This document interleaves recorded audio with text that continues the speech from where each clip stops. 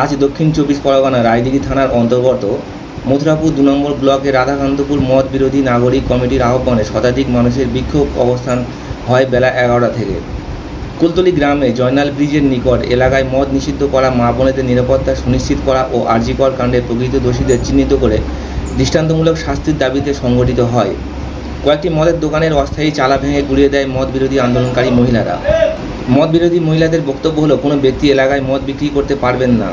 তার একটাই কারণ, বাড়ির পুরুষরা মদ খেয়ে এসে মহিলাদের উপর অত্যাচার করে। তারই প্রতিবাদ স্বরূপ এই আন্দোলন সবাই সামিল হলেন। এছাড়াও আরজিকর হসপিটালের ডাক্তারের উপর নির্মম অত্যাচারের প্রতিবাদে দোষীদের শাস্তির দাবিতে তীব্র আন্দোলন করলেন। এই আন্দোলনের শাস্তি রক্ষার জন্য উপস্থিত ছিলেন রায়দিঘি থানার পুলিশ কর্মীরা।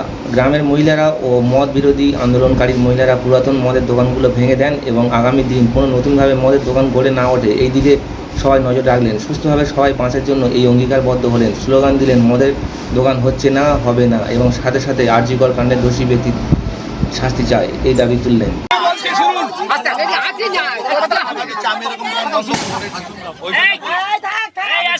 বন্ধ হতে পারে এবং আপনারা পারবেন করতে,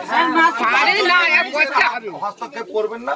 নিজেরা যদি আইন হাতে তুলে নেন তাহলে আপনাদের এগেইনস্টে অন্যরকম ব্যবস্থা হয়, সেটা আপনারা করতে যাবেন না। আমি আপনাদের পাশে আছি, আমি আপনাদের সমস্ত সহযোগিতা করব। আমি জানি এইভাবে আপনি আমাদের সময় দিন যে কবে